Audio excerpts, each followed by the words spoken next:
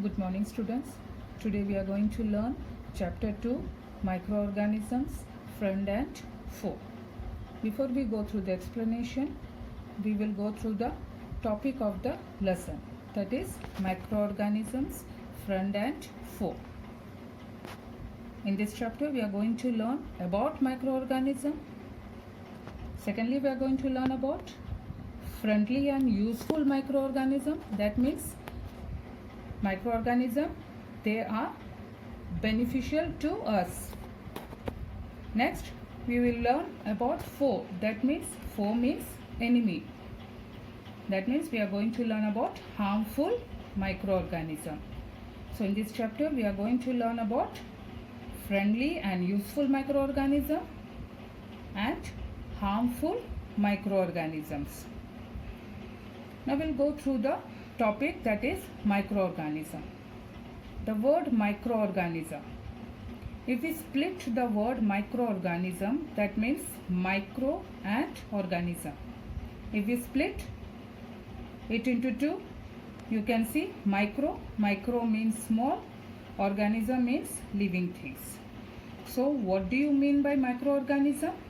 Small living things. But these small living things cannot be seen with an unaided or naked eye. To see these small living things, we need an equipment as microscope or magnifying glass.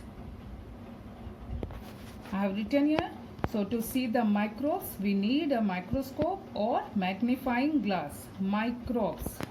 Microorganisms are also termed as microbes. So next we are going to learn about where do microorganisms live. Where do microorganisms live? They inhabit almost every place.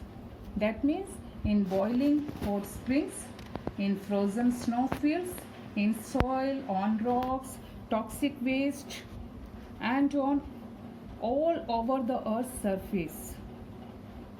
Even they live on and inside our body.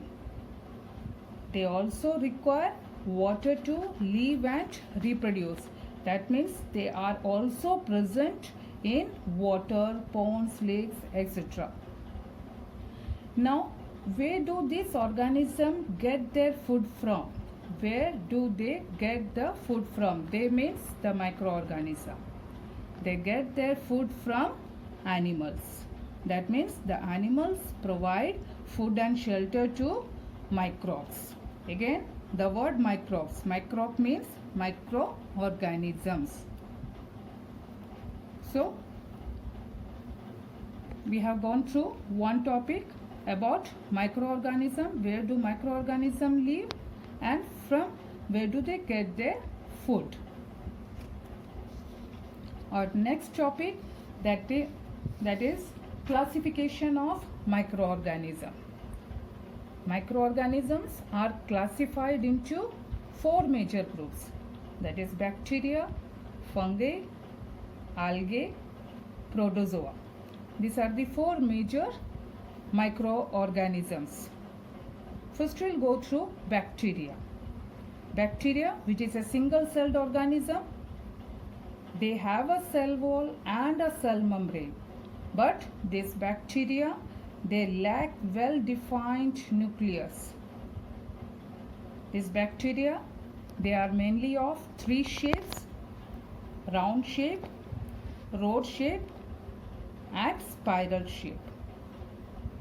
Now here you can see, except round shape, rod and spiral, they are having small hair-like structure, and this hair-like structure help in locomotion.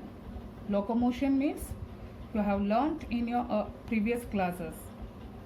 Locomotion means movement. They help in movement. Next, we are going to learn about fungi. Next microorganism, that is fungi. Fungi is a non-green plants. That means they lack chloroplast. Chloroplast, everybody knows. Chloroplast, the green color pigment. That means they are non-green plants, they lack chloroplast. That means they cannot prepare their own food. That means how do they get their food from? How do they get their food? How do they derive the food? Or from where do they derive the food? They are either parasitic. That means fungi, they are either parasitic or saprophytic. That means they derive their food from, parasitic means from the host. They sit on the body of other organism and derive their food. And saprophytic means they feed on dead and decayed plant and animal matter. So they get their food from parasitic animals or from saprophytic.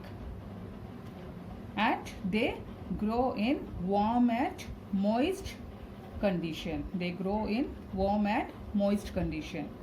Fungi, they are unicellular as well as multicellular. For example, you can take yeast or mold. Yeast is a unicellular organism and mold, that is a multicellular organism. Mold you have seen during rainy season in moist condition. If you keep the bread in a warm place, you can see greenish black patch on that bread. What is that greenish or black patch? That is the fungus. That means the growth of fungi that is being seen on the bread, and that can be seen through a magnifying glass. Third, that is algae. Algae, they are often found in stagnant water. You might have seen some greens come over the water. Not only in stagnant water, they can be seen in fresh water, sea also. They do not have root, stem and leaves. They are also unicellular as well as multicellular. For example, you can see here Chlamydomonas, which is a unicellular, and Spirogyra, which is a multicellular. Now I am saying here unicellular and multicellular. What do you mean by unicellular? Unicellular means single celled organism. That means the entire function, the all function that take place through that single cell. And multicellular means many cells. That means the entire function means the respiration, the excretion, everything. The entire function that take place through that cell itself. Now example, here you can see Chlamydomonas. Here this is the example of algae, Chlamydomonas and Spirogyra. Chlamydomonas, which is a unicellular organism. The outer portion here you can see, that is the cell wall, the center, that is the nucleus, and the green portion here you can see, that is the chloroplast. That means they are photosynthetic. I am showing here the green portion. Algae is a they can prepare their own food. And here you can see a thread-like structure, that is the flagella. This help in locomotion. That means this help in the movement of the organisms.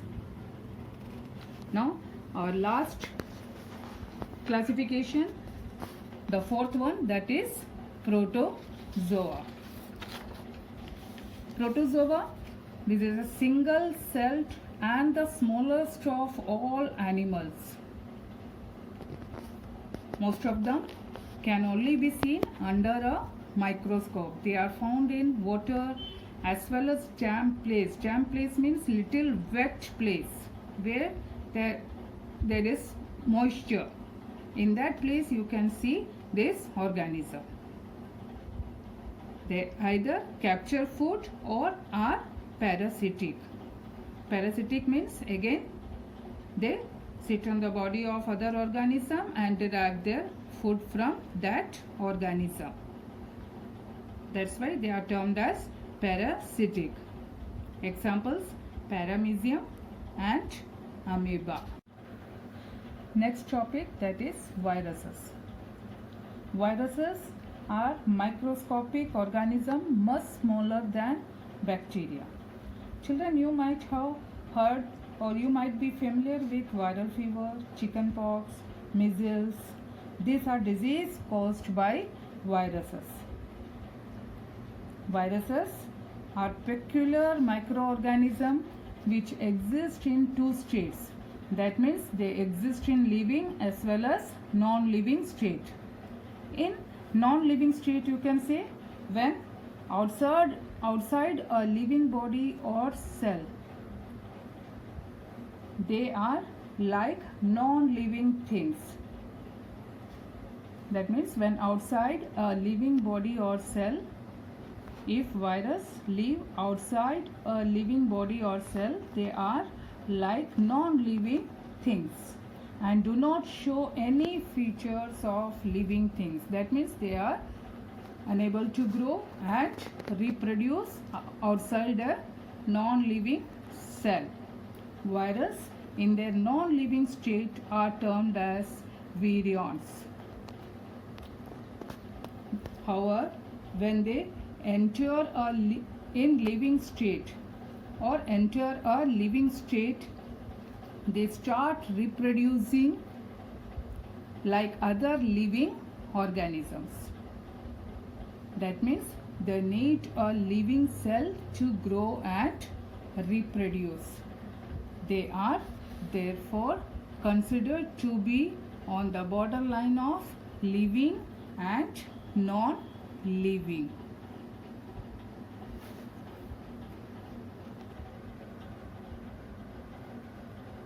Now here we have come to the end of the classification of microorganisms. Our next topic, that is friendly and useful microorganisms. That is friendly and useful microorganisms. We often associate microorganisms with diseases. However, all of them are not harmful to us. In fact, some of them are useful to us, as microorganisms are used for various purposes. They are used in making of curd and bread, in the production of medicines. They are also used as commercial purpose. Yeah, they are used in